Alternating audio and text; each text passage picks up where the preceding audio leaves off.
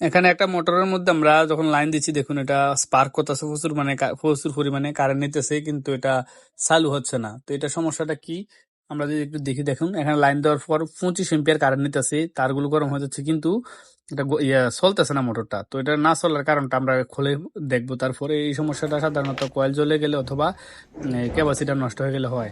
তো এইখানে ক্যাপাসিটারটা আমরা নষ্ট পাইলাম। তো এক্ষেত্রে নষ্ট হওয়ার কারণটা দেখতে পাচ্ছেন, লো কোয়ালিটির ক্যাপাসিটার লাগানো হয়েছিল, দেখুন টার্মিনালগুলো উঠে গেছে গরম হয়ে। তো এক্ষেত্রে এখন আমরা এখান থেকে যে তারগুলো পাইছি, এখানে অনেক সময় খোলার পর রানিং স্টার্টিং কমন এলোমেলো হয়ে যায় দেখুন। তো রানিং স্টার্টিং কমন আমরা কিভাবে বের করব এটা যদি আপনাদেরকে একটু দেখাই সোজাসুজিভাবে। এখানে ইনসুলেশনটা উঠিয়ে নিয়ে তারপর আমরা দেখবো, এখানে কিন্তু বোঝা যাচ্ছে কোনটা রানিং স্টার্টিং, তারপর আমরা দেখবো। এখানে আমরা রানিং এবং স্টার্টিং কমন কোনটা আমরা বের করব, এখান থেকে আমরা বুঝতে পারবো না যে কোনটা রানিং কোনটা স্টার্টিং। তো আমরা মাপ দিব, মাপ দেওয়ার পর যেই পয়েন্টটা সবচেয়ে বেশি দেখাবে সেটা হবে আমাদের স্টার্টিং এবং রানিং।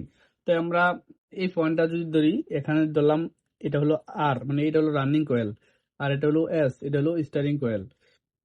তো স্টার্টিং কয়েল হলে এখান থেকে এখানে সবচেয়ে বেশি মান দেখাবে, সবচেয়ে বেশি মান যেটা দেখাবে এখানে আর এখানে। তো আমরা বুঝে নিব যে রানিং আর স্টার্টিং পেয়ে গেছি, এবং এই এখান থেকে একটা ধরবো যেটা কম দেখাবে সেটা হবে রানিং। তো আমরা ধরে নিলাম এটা দেখাচ্ছে 7, হ্যাঁ।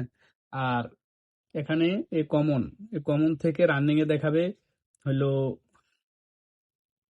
2, আর কমন থেকে স্টার্টিং দেখাবে হইলো 5। তাহলে আমরা যদি ধরে নিলাম এখানে 2, 5, 7 এটা কোনো বিষয় না, বিষয় হলো সবচেয়ে বেশি যেটা দেখাবে এটা হলো রানিং এবং স্টার্টিং, আর মিডিয়াম যেটা দেখাবে এটা হবে স্টার্টিং এবং কমন, আর যেটা সবচেয়ে কম দেখাবে এটা হবে কমন এবং রানিং। তো এটা আমরা একটু দেখি যদি মেপে। তো আর এটা মাপার পর আমাদের কানেকশনটাতে কিভাবে দিতে হবে, ধরে নিলাম এটা হলো ক্যাপাসিটার, হ্যাঁ। ক্যাপাসিটারের পর আমরা জানি রানিং এর একটা তার ক্যাপাসিটার লাগবে, স্টার্টিং এর রানিং একটা স্টার্টিং একটা লাগবে। আর যদি আমরা 2 পিন প্লাগ ধরি, তো এখান থেকে এসে এই রানিং এ লাগবে একটা, আর এখান থেকে কমন লাগবে একটা। এটা আমাদের ওয়ারিং, হ্যাঁ। এটা আমরা দেখবো এখন। তো আমাদের মানটা যদি এখন চেক করি, আমরা ধরে নিলাম এখানে কালোটা আছে কমন, দেখুন এখানে ধরলে এখানে মান দেখাচ্ছে স্টার্টিং এর সাথে দেখাচ্ছে 5.4, মানে ধরি 5, এবং রানিং এর সাথে ধরলে দেখাচ্ছে দেখুন 2.1। তাইলে আমরা কমনের সাথে পাইলাম 2.1 এবং রানিং এবং স্টার্টিং এ পাইলাম কত দেখুন 7, দেখুন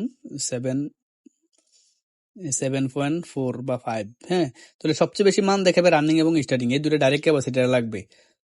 আর এই কমনের সাথে যেটা একটু বেশি দেখাবে সেটা হবে স্টার্টিং, কমনের সাথে যেটা একটু কম দেখাবে সেটা হবে রানিং। তাহলে নীলটা আমাদের রানিং, লালটাই বাদামি কালারটা স্টার্টিং, এবং এই কালোটা হলো কমন। দেখুন আমরা কানেকশনটা করছি ডাইরেক্ট মেইন লাইনের সাথে, এখানে দেখুন রানিং এর সাথে দিলাম, একবার সিম্পল জিনিস। এখন যদি আমরা একটু চেক করে দেখি সবকিছু ঠিকঠাক আছে কিনা, আপাতত আমরা চেক করব, হ্যাঁ। এখন তো যারা এই ধরনের কাজগুলো শিখতে চান, একেবারে এখানে বিভিন্ন প্রকারের মোটর আছে, 3 ফেজ মাঠ পাম্প, সাবমার্সিবল থেকে শুরু করে easy breaker motor, charger, controller থেকে শুরু করে একটা দোকান চালানোর জন্য যে গুড়াগাড়া আইটেম গুলো লাগে সাধারণত এই কাজগুলো আমরা শিখাই। চাইলে সরাসরি আমাদের কাছে এসে শিখতে পারেন, অথবা আমাদের ইউটিউবের ভিডিওগুলো দেখে দেখে আইডিয়া নিতে পারেন যে কি কি কাজ কিভাবে করা হয়, কাজগুলো করতে কিরকম পরিশ্রম হয়, কিরকম লাভ হয়, কিরকম এফোর্ট দিতে হয় কাজগুলো করার জন্য। তো বিস্তারিত জানতে আমাদের চ্যানেলটি ভিজিট করুন। তো এখন আমরা দেখুন আপাতত চেক করব। এগুলো অবশ্যই সোল্ডারিং করে দিবেন, এগুলো এভাবে দিলে লুজ কানেকশন মারবেই, হ্যাঁ। তো এই ক্ষেত্রে এই জোড়াগুলোতে সোল্ডারিং করে দিলে সবচেয়ে ভালো হয়, এবং ভালো মানের ক্যাপাসিটর ব্যবহার করবেন। ভালো মানের বলতে এই ডেজিং আছে এবং গোল্ডেন যে ফেডোলাগুলো আছে এগুলো ব্যবহার করতে পারেন। তো এখন যদি আমরা লাইন দিয়ে দেখি যে ঠিকঠাক চলতেছে কিনা, দেখুন আমাদের এটা চলতেছে মোটামুটি সুন্দরভাবে। এম্পিয়ার নিতেছে কত 2.3, আসলে এম্পিয়ারটা দেখা যাচ্ছে না। তো আমাদের কাজটা এতটুকুই আজকের জন্য। আসলে আপনারা যারা এই কাজগুলো শিখতে চান, দেখুন এখানে 2.27 নিতেছে এম্পিয়ার সুন্দরভাবে। আর এই কাজগুলোতে কিন্তু ভালো মানের টাকা পাওয়া যায়, যারা এই কাজগুলো করেন জানেন। তো এই কাজগুলো শেখার জন্য অবশ্যই আমাদের সাথে থাকুন, এবং আমরা এই কাজগুলো শেখানোর পাশাপাশি একেবারে প্র্যাকটিক্যাল আপনাদেরকে দেখাবো ইনশাল্লাহ আগামী দিনগুলোতে 3D অ্যানিমেশনের মাধ্যমে, যাতে খুব সহজ আপনি কাজগুলো বুঝতে পারেন, শিখতে পারেন। তো thank you for watching this video.